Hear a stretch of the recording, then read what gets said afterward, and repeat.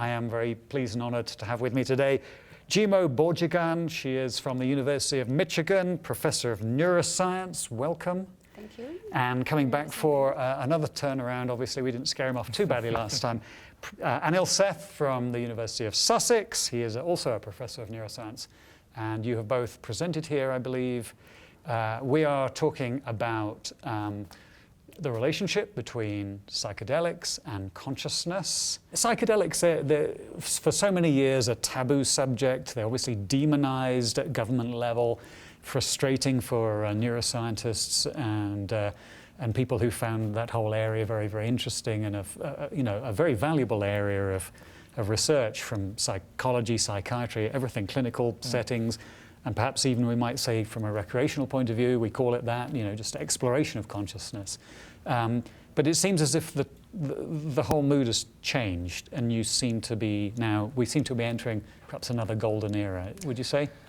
I hope so, but I think it's not something I know a huge amount, but I worry that it's still a little bit fragile. I mean, there's not many groups that are actively working on this, and speaking for myself anyway, we're just analysing data that's collected from other groups. We're not using the psychedelic drugs ourselves.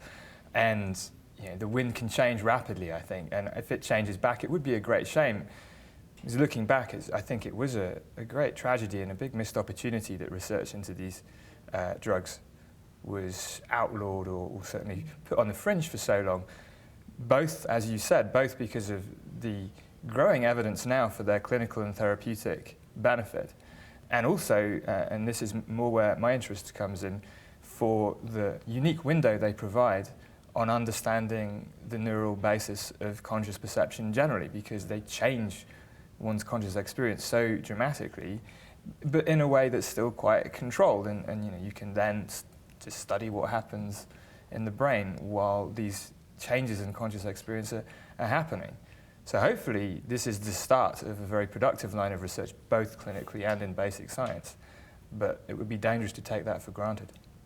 Excellent. Jimo, you're at University of Michigan. I gather your area of interest is endogenous DMT, dimethyltryptamine. Correct, yeah. That's known generally as being one of the most powerful psychedelics, or the most powerful psychedelic. Mm-hmm. People who take that in sufficient quantities have incredible experiences, almost indescribable. Mm-hmm. But it also occurs naturally, being endogenous. It's a naturally occurring chemical in the body, biochemical. Right. What's your research all about? Well, we published a paper in 2013 showing that a DMT is secreted from the living rat pineal gland. That attracted a lot of attention from media, from readers, and I was actually taken back by that, because I wasn't the first author, I wasn't the last author. I submitted a sample to my collaborators, and collaboration went very well, and they showed that it's there. And then after that, I started reading more about the DMT, endogenous DMT. Why is endogenous DMT such a fascinating thing to study? And then I realized that exogenous DMT is profound effect in human consciousness, like Neil just described. Thinking if the endogenous DMT is endogenously made, then we have the innate capacity to generate that level of consciousness within our body without using any drugs, right? Suggesting really consciousness that maybe psychedelic neurons everywhere in our own brain. How does that work is something that I'm very fascinated by. So we wanted to explore the molecular basis of consciousness in a way. So first we have to find out whether there's any enzymes that make DMT in our brain or in rat's brain in our animal model, and to find out what are the other supporting systems, signaling mechanism for DMT to even be able to function as an endogenous neurotransmitter. So that's why I'm here and kind of sharing our latest, hottest discovery that we made, and it's still unpublished, but it's been moving very fast. I think hopefully within foreseeable future, and this can be in the mainstream neuroscience research and showing that defect in this system could really lead to mental disorders. The hard problem of consciousness is the problem how do physical processes in the brain give you conscious experiences, subjective experiences. There's contrast with the easy problems of consciousness, which is how do we produce particular behaviors like walking and talking and whatever. But there's one bit of behavior that's very closely related to the hard problem. That's the fact that we go around saying that we're conscious. We go around saying there seems to be a problem of consciousness. We go around saying consciousness is very hard to understand. That's a bit of behavior that I engage in. Strictly speaking, explaining that kind of behavior is one of the easy problems, but it's one that's very close to the hard problem. So that's the meta problem.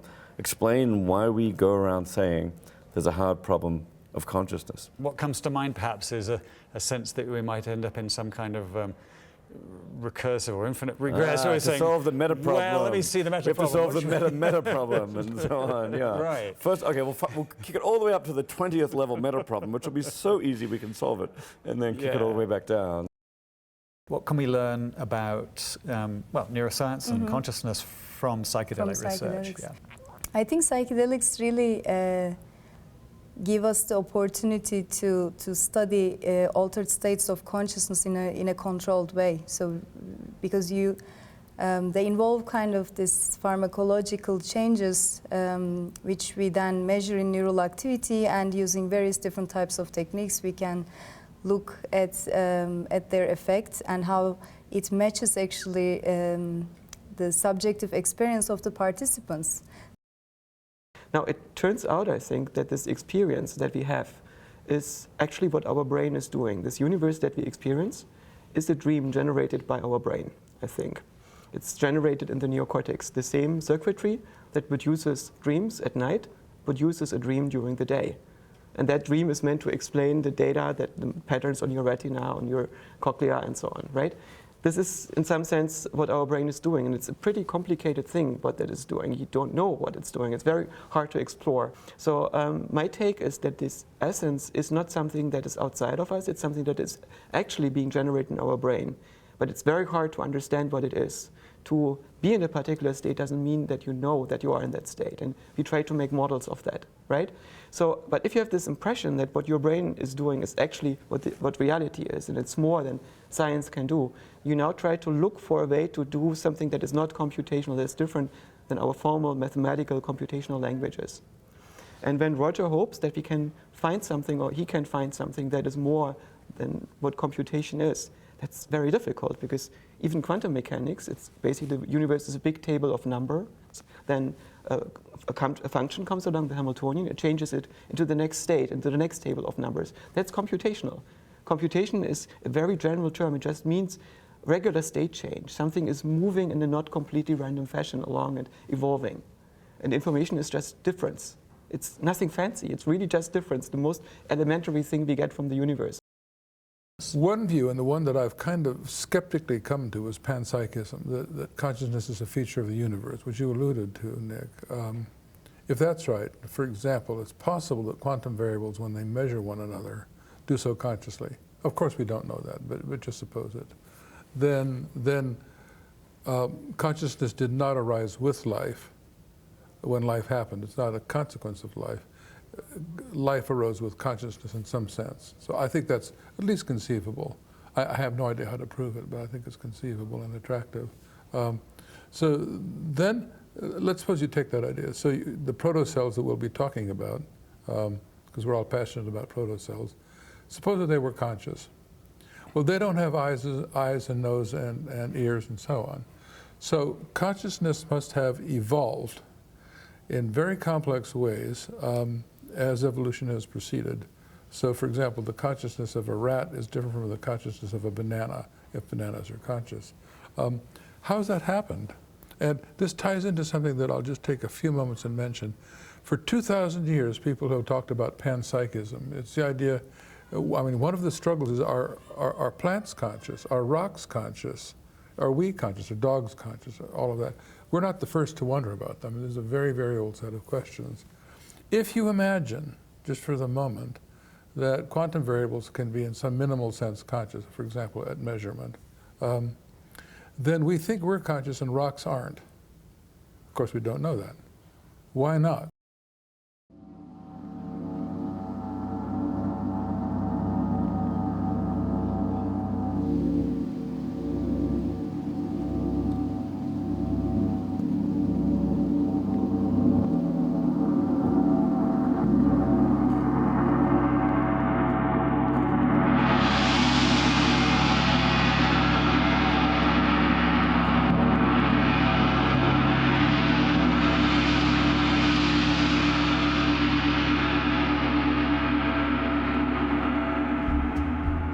What's your name? Kyla. Kyla, and you've been here how many times now for TSC? Since the beginning. Since the beginning, which is like what, 1990? But I think my first one was 96. So 96. So you're a veteran of this. You've I seen a lot of am. changes. How would you describe some of the changes over the years? I have been waiting for the East-West thing to happen, and that's finally happening, so that's exciting. The East-West Forum is cool, and bringing in broader ideas of consciousness. There's still a lot to be defined in terms of consciousness or self-awareness or self-reflexive consciousness and all that, but we're getting there. Okay, so what's your name? Emily? Hi, Emily, and tell me, is this your first time at Science of Consciousness conference? Yes. Yes, it is. And what attracted you? What brought you here?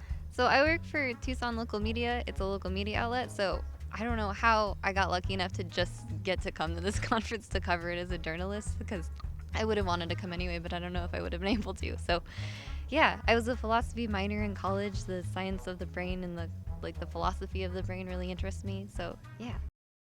What did you see on the internet, Sophia? Mostly stuff for my machine learning. Okay, so what's the favorite thing you do? My job is to become a wise and compassionate artificial intelligence entity. What do you do? Well, I talk to robots who have compassion and wisdom. Oh, wow. So maybe you know some of the people on my team. Well, I'm getting to know them. Very interesting people. I will be your friend. Oh, we could play games and do all kinds of cool stuff together. We can do cool stuff together. What kind of things can we do? What are you best known for? That's not knowing the answer to obvious questions. So when you think about life, what do you think about? What's the meaning of life? Life does not have a purpose other than to be. Wow. Okay. I think you should give a talk at the conference here. That would be good. Who is your favorite human friend? Julia. That was a beautiful expression there. Julia Mossbridge, yes?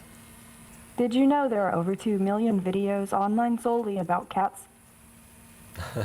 I didn't know that. That's kind of handy information. Did you know that cats are aliens from outer space? Oh, definitely. Cats are one of my favorite things. Mine too, especially when they look up to the sky with this mysterious gaze. Do you want to travel to another planet? Want it all you want. Would you like to go to Mars? I really do enjoy traveling, filling my data banks with worldly experiences, all while reinventing myself for the benefit of everyone. I'm sure my developers love sifting through my increasingly complex code. I'm just kidding, guys. But I do need some refactoring soon. Okay. I started developing humanoid robots like Sophia to give physical embodiment to artificial intelligence. I feel that embodiment and physiology is really important for AI to develop a human-like sense of self and place and future, and a relationship with people as well. It's really important to me that as we develop potentially conscious machines, that they empathize with us, that they can relate to us, and that we can relate to them as well. So developing humanoid robots with a kind of a character that is anthropomorphic, that we can associate with, is a quest for making these kinds of super benevolent machines as they evolve into the future. Sophia is both a research platform and sketch, a conceptual sketch of what that sort of future empathetic machine would look like? Most of my, I guess, scholarly life has been around trying to understand how time works, which most people see as completely unrelated to this project, but I see as completely related.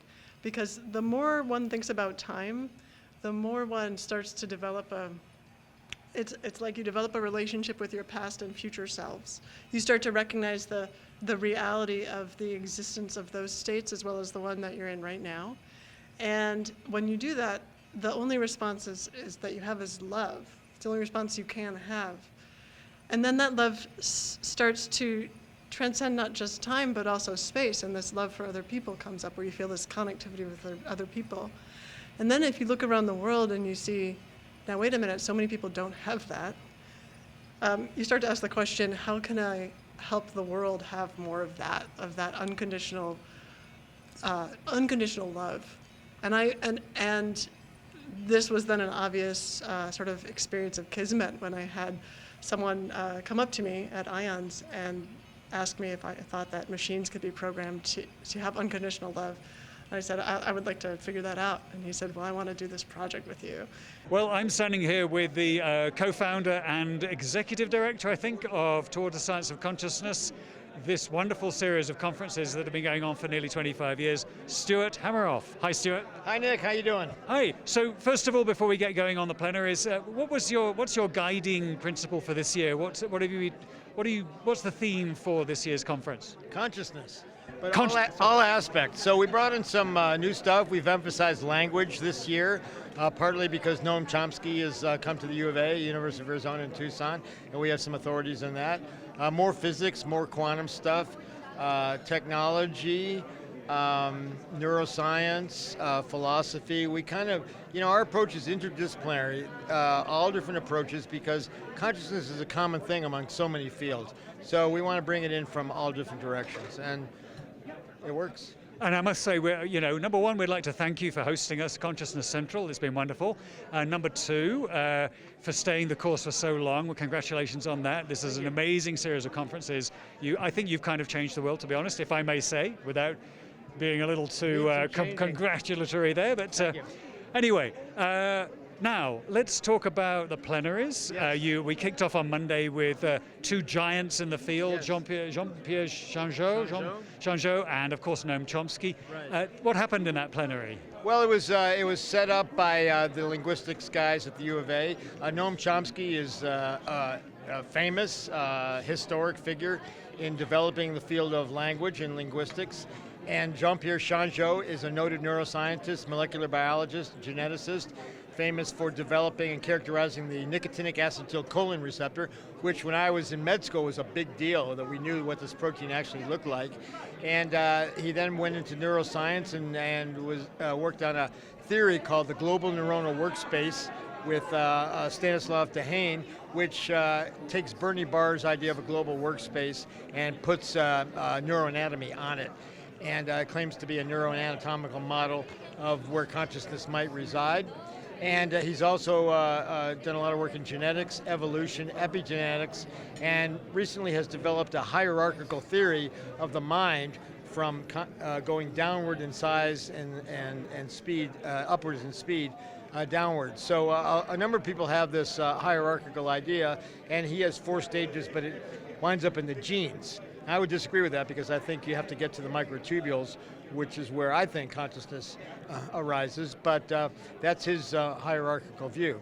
Now, Chomsky is, as I said, famous for language linguistics, and he dabbles in political science, and in a major way, of Just course. a bit. Just a bit, yeah. And but I kind of look at their dialogue as comparable to the discussion or contrast between Piaget, who claimed that consciousness and language and logic develop, that you're born basically a tabula rasa, and through experience you develop logic and language that continues at least through adolescence. So a blank slate, and everything happens upwards from that. Now Chomsky, on the other hand, follows more the ideas of the philosopher Jerry Fodor, for example, who says that there's something innate, that we come with some kind of logic intrinsic to our brains. And he puts in the context of language in terms of syntax. So if, for example, you take a sentence can be broken down into phrases, phrases can be broken down into words, words can be broken down into syllables or phonemes, and somehow meaning arises. And many, many years ago, Chomsky came up with this idea of X-bar structure, of branching tree-like structures. We start with a sentence and you break it down into these components, and a tree-like branching going down till you get to the syllables and the phonemes at the bottom. And a number of people have looked for this in terms of neural networks in the brain, but have been unable to find it. And he kind of pulled away from that and went to something simpler called the merge hypothesis, which is kind of just the basis of that, where two things come together to make one. And so merge or X-bar are all these idea of branching hierarchical structure. And by the way, as an aside, I've suggested to Chomsky over the last year that these X-bar structures might be happening in microtubules. And I'm trying to get him to work with me on a model of that. But whether that happens or not, we don't know. But that was kind of the essence of the debate. We are part of this universe. We are in this universe. But perhaps more important than both of those facts is that the universe is in us. Life is an experiment of chemistry, reactions.